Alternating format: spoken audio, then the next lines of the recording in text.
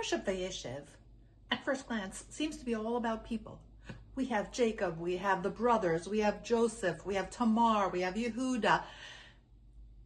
There are a lot of interpersonal conflicts here, and that's what a lot of people talk about. So I want to take it a little bit differently today. I want to talk about the objects, because there is an underlying layer across the Parsha that talks about the different objects and the way they change the course of history. It's an interesting concept to try and understand and to evaluate. So we all know intuitively that an object can change your mood. It can change when you put on a suit, it can change the way you feel.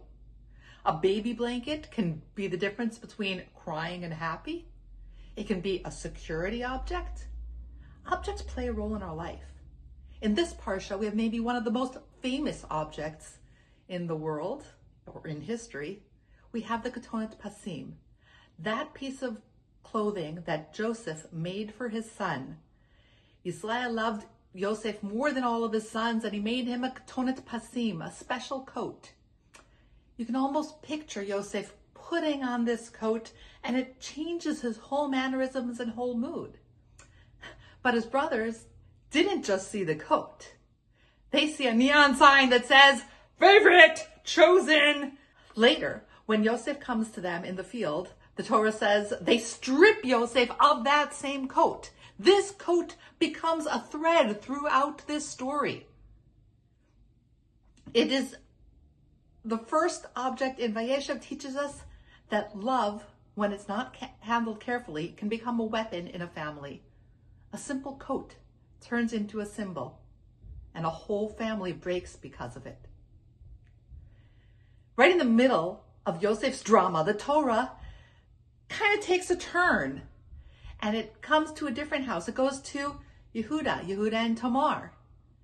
And yes, the whole background of the story, where Yehuda's two sons die and his daughter-in-law Tamar is left without any prospect of marriage, and he won't give his last son. So the story continues, and we know he ends up sleeping with her under false pretenses. And what does she do? She says, "I know you can't pay me right now. I'll take a guarantee." And what does she take? She takes his staff, a seal, and a coat. She has been wronged. She has been promised a future in Yehuda's family and then quietly pushed aside. She does something incredibly brave and incredibly gentle. She does not scream, "You're guilty," when she comes to return those, when she holds them up, when everybody's calling her a prostitute, when everybody is accusing her of sleeping around. What does she do? She gently shows the objects. And what does she say? "To the man to whom these belong, I am pregnant. Recognize them, please. Hakerna." Whose are these? These simple items become a moral mirror. Through them, Tamar gives Yehuda the chance to own his failure. And he does. He looks at these objects and says, "She is more righteous than I." From that moment, from Tamar's quiet insistence and Yehuda's painful honesty, the line of King David begins. Once again, these are not just objects. They carry justice, accountability, and the future of leadership in Am Yisrael. Let's go back to Joseph again. Now he's in Egypt. And now we have a whole nother drama.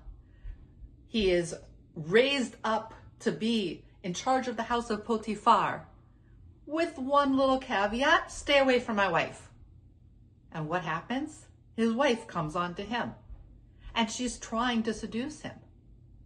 And throughout this, she finally has him in her bedroom, and for whatever reason, we're not getting into the Midrash right now, he leaves a piece of clothing there. He's getting undressed, and he ends up leaving a piece of clothing there.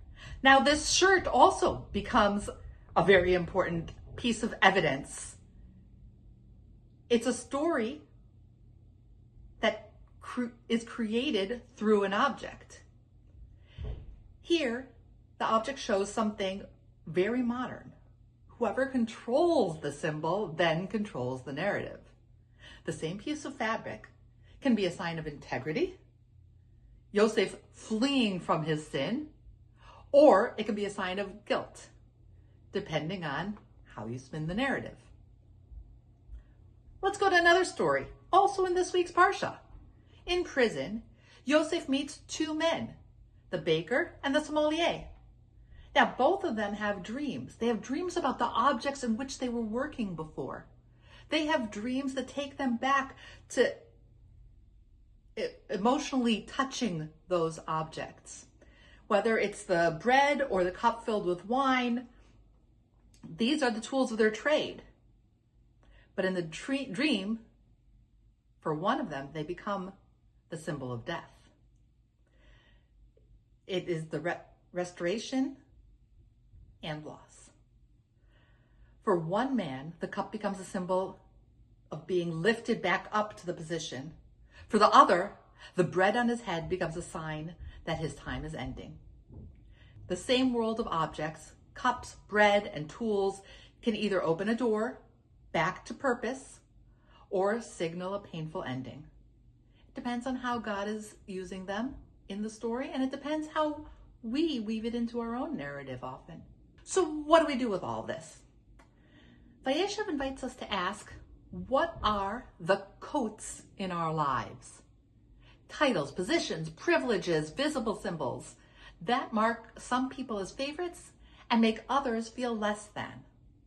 Where are the Tamar objects in our world? Small pieces of evidence that make you who you are, that make you share your quiet truths, that are asking us, Hakelna, recognize please, and own up to your responsibilities. When are we allowing a label, a runner, a single story to define us the way Joseph's garments defined him in Egypt? So as we go into Shabbat of Parshat Vayeshev, try to think about what kind of objects define you. Are you proud of those objects? Is it something that you want to wear with pride? Is it something that others have made you ashamed of?